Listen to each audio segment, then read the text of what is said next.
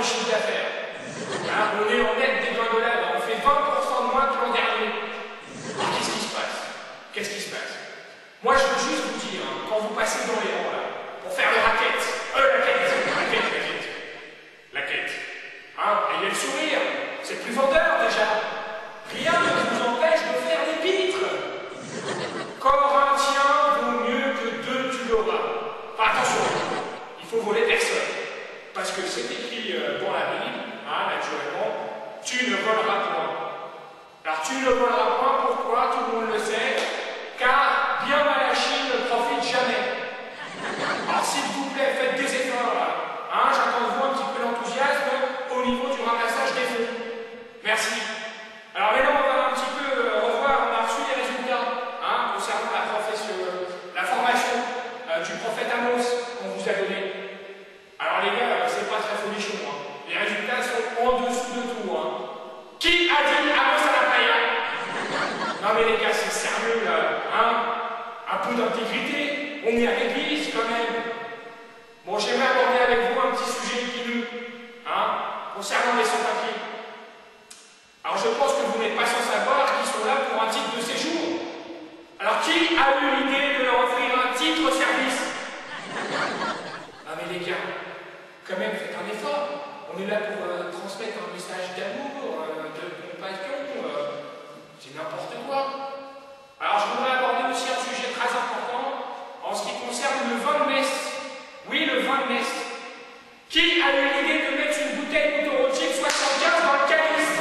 Putain, c'est une bouteille à 800 €! Eh les gars, je sais pas si vous vous rendez compte du temps qu'il m'a fallu pour me créer cette cave. Le nombre de confessions là, que j'ai dû entendre gracieusement, hein? Bon, c'est clair, facturer 50 €, mais c'est pas la question. C'est pas la question.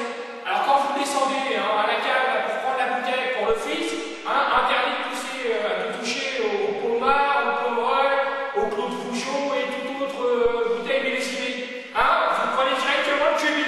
Oui, le petit cubi. Alors si jamais je suis pas là, parce qu'avant de descendre, vous me posez la question, si je suis pas là, hein, avant de descendre dans la crypte, vous décryptez déjà. Tout ce qui a une étiquette, tout ça, vous touchez pas. S'il vous plaît. Respectez, le vin c'est quand même le sang du Christ, donc un peu de respect, s'il vous plaît. Alors j'aimerais aussi aborder un autre problème, concernant l'hostie. Oui, l'hostie.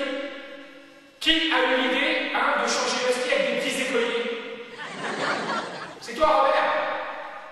Bon, Robert, on est au courant que t'aimes bien les petits écoliers. Un peu trop même. Hein? Robert, je voudrais juste te rappeler. Tu es au courant que l'Église est contre l'insémination artificielle. Alors tu voudrais pas arrêter la fécondation de vitrail là, avec la petite Géraldine? Elle a carrément la tête de Saint-Jean calligraphiée sur sa face. Non mais Robert, on va être obligé de délocaliser au Laos.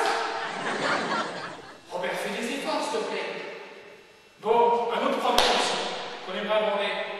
Qui a eu cette idée de karaoké humain? C'est encore toi, Robert? Je suis désespéré. Qui a mis son missel dans la bouche à la petite? Elle a carrément dedans. Non mais les gars, l'église, ça sert à quoi? On est là pour enseigner des psaumes, pas des spasmes. Non mais je suis pas sûr que l'assurance Vatican III va prendre ça en charge. À mon avis, Robert, les dommages, ça va être pour ta face. Hein. Oui, il n'y a pas d'intérêt, naturellement.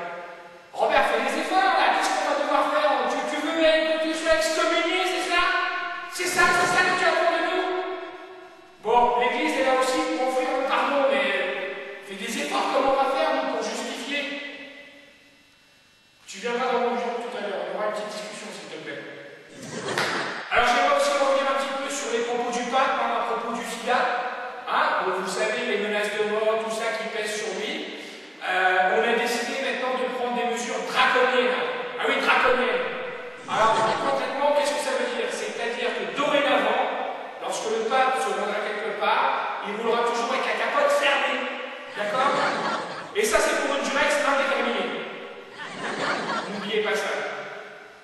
Alors, pour conclure, j'aimerais simplement vous rappeler que nous avons mis en place pour vous une future formation. Alors, l'Église s'est vraiment interrogée sur